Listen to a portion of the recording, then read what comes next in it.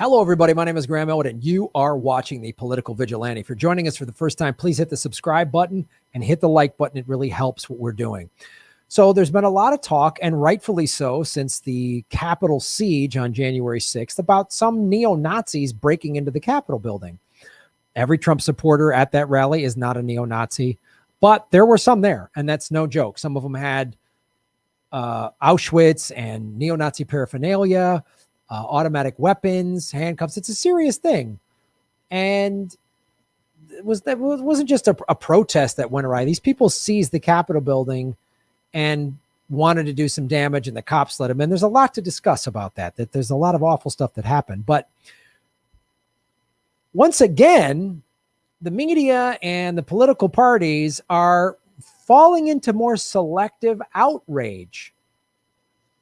Trump is dog whistling neo-Nazis. Absolutely true. He's been doing this for a while. His whole campaign, his whole presidency. Hey, Proud Boys, stand back and stand by. That's, he did say things to incite people to do this. But once again, not just Trump and the Republicans. I'm not minimizing the white nationalists in this country. I'm not minimizing the fact that Donald Trump has been endorsed by the KKK.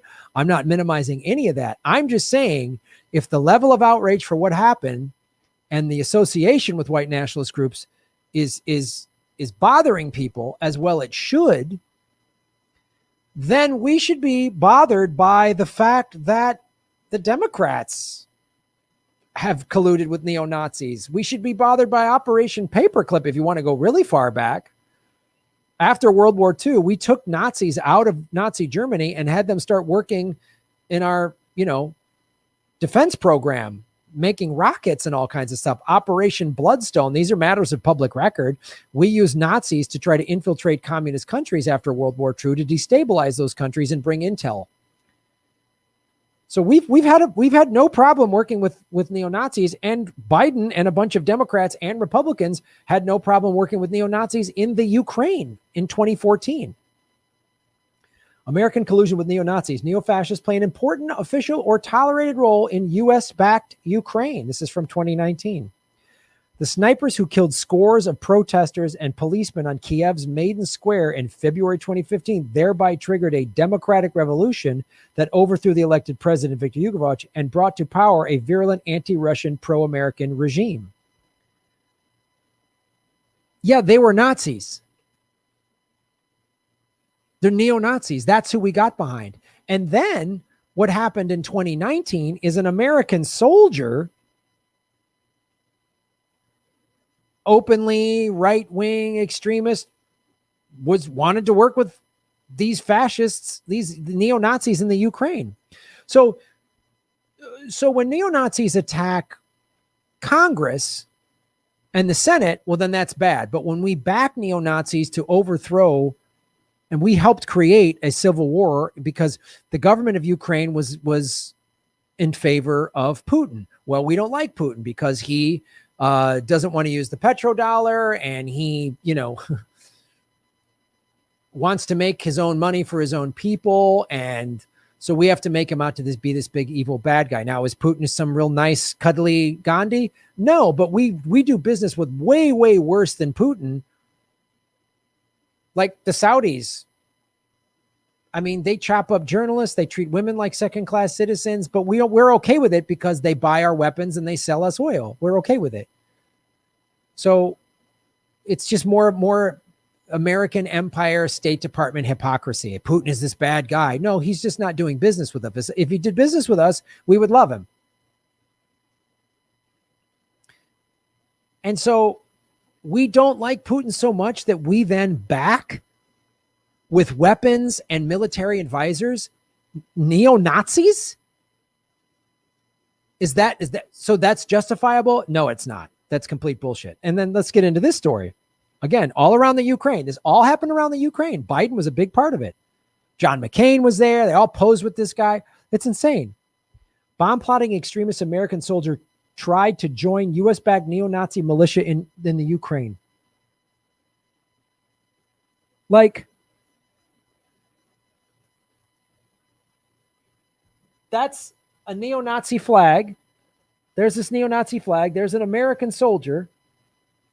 Members of the Azov Battalion, which is neo-Nazis, offering a Sieg Heil. They're doing the Nazi salute. Left. U.S. military advisors meet with Azov commanders in the field in November 2017. So these are these neo-Nazis. And then here's an American working with them. There was also in September of 2019, when this second article was in the Gray Zone by Aaron Mattei and Ben Norton.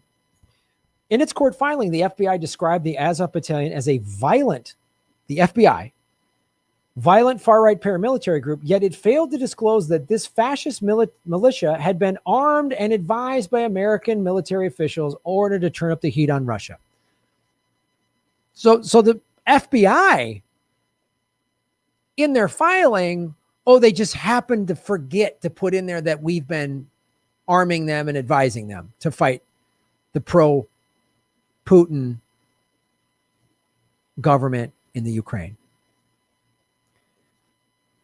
So if you're outraged, and rightfully so, about what happened at the Capitol building, why aren't you outraged about this? Why hasn't the corporate media covered this? Why didn't they cover this back in 2014, 2015, when this guy got arrested in 2019, a little over a year ago?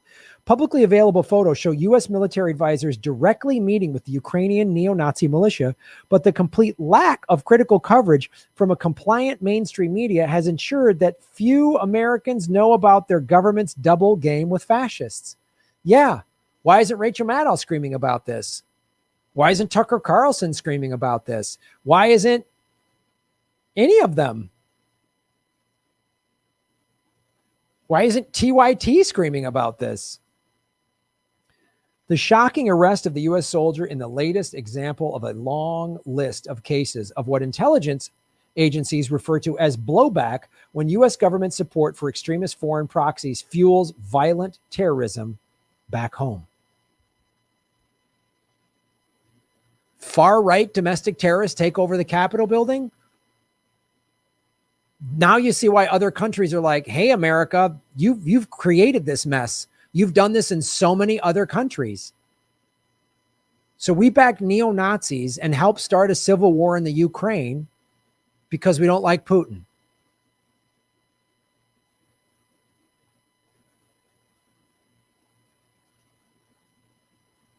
Messages with an FBI informant. Smith discussed, this is the soldier that got arrested. Smith discussed carrying out terrorist attacks inside the U.S. and said he was looking for fellow far-right radicals. So now this came out in the FBI September of 2019, the investigation leading up to that, but this is when it came out in public. So that means the FBI knew and is tracking a lot of American far-right radicals talking about committing acts of violence on U.S. soil, like what happened at the Capitol building. Weird that there was just no cops there, just the Capitol Police and a little barrier like you'd see at a petting zoo. Smith said he was looking for fellow far-right radicals to carrying out terrorist attacks inside the U.S. He also talked about killing members of Antifa, a decentralized anti-fascist group. So the FBI knows about this. Everybody knew about what was happening at the Capitol building. But this is, we get involved with Nazis. So we've had Nazis high up in our government since at least World War II, if not beforehand. I mean, this is a country that was founded on white supremacy. Slavery is white supremacy. The genocide of Native American people on this land is white supremacy. So we fought white supremacists in World War II, but, we'll let a couple of them slide to help us with our other problems. So we're okay with Nazis on certain occasions. And when Americans are openly, neo-Nazis in our own military, well, okay. So they arrested this guy. That's good. But where was the media? Where's Wolf Blitzer on this one? Since the U.S.-backed 2014 coup overthrew Ukraine's democratically elected government. Sound familiar? Democratically elected government that isn't in favor of the U.S. Oh, we got to throw them out and we got to get rid of them. And we usually get rid of the Democratic with somebody horrible. Back in 1953 in Iran, they had a Democrat. Mossadegh was a democratically elected leader of Iran. He wanted to nationalize oil and give the profits to the people. We put in the Shah of Iran, who was a brutal dictator who tortured people. That helped foster radical Islam. And they call that blowback. Blowback. Blowback is like when you have a snow plow and you have it pointed the wrong way and there's wind and you get snow on you. It doesn't mean killing innocent people and destabilizing a country and turning people's nice homes into hellfire. There should be a different term from that. And elected a government and installed a viciously anti-Russian and pro-NATO right-wing government. Kiev has been battling pro-Russian separatists in the east of the country.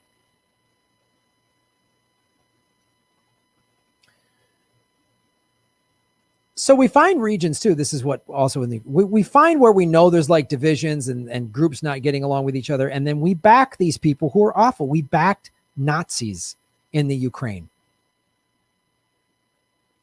While few corporate media outlets have been willing to acknowledge U.S. support for neo-Nazi groups like Azov, the growing danger of blowback has propelled a burst of critical reporting about the militias. Yeah, they started to talk about it.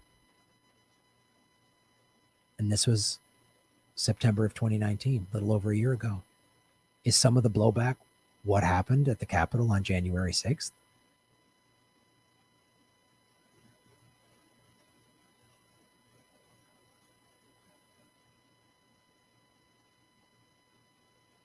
You can't trust the corporate media because they're not going to do anything evenly. Fox News isn't going to cover anything evenly. They're just going to be pro-Trump, pro-Republicans. MSNBC, CNN is going to be pro-Clinton, pro-Biden, pro-Obama. And all of the news networks get money from the war machine. And they'll never really call out the powerful ruling elites that control both parties, because the ruling elites pay them. If you're Sean Hannity, Tucker Carlson, Rachel Maddow, Anderson Cooper, you get a nice 7 or 8-figure salary. And you're paid that by a billionaire. So you are paid to not really do any serious investigative journalism.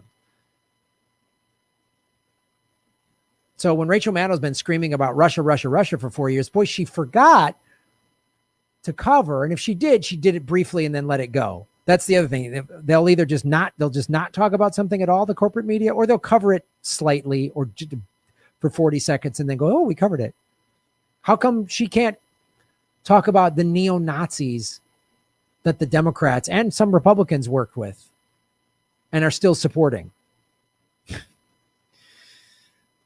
Thanks for watching the show. Thanks for supporting what we're doing. The Russia documentary, speaking of Russia, Graham Goes to Russia, is now available if you are a $10 member on Patreon or a Rockfin Premium member. It's going out to the Indiegogo supporters first. Thank you so much. The documentary is finally done. It's a documentary. I went to Russia September of 2019, and it's just about an hour long, and it's me meeting people and seeing what being in Russia is like. It's fun. It's cool. It's informative.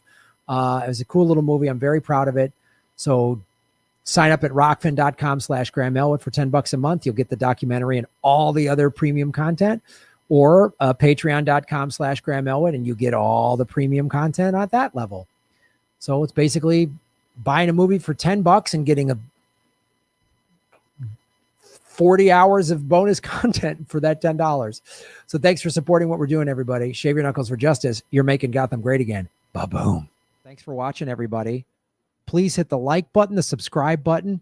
Go to patreon.com/Graham Elwood and rockfin.com/Graham Elwood, where you can support the show. Also, I have a Bitcoin wallet, a Bitcoin Cash wallet, and an Ethereum wallet in the show notes. We're taking cryptocurrency. I have a Coinbase affiliation link. We're going to be getting on some other exchanges. So that's how you support the show. Make sure you hit the subscribe button. YouTube is unsubscribing us at an alarming rate. I have a PayPal button at GrahamElwood.com. I even have a Venmo at Graham-Elwood. There's a lot of ways to support our show. We are getting crushed by YouTube. We've dipped under 73,000 subscribers because of YouTube. Thanks for supporting what we do.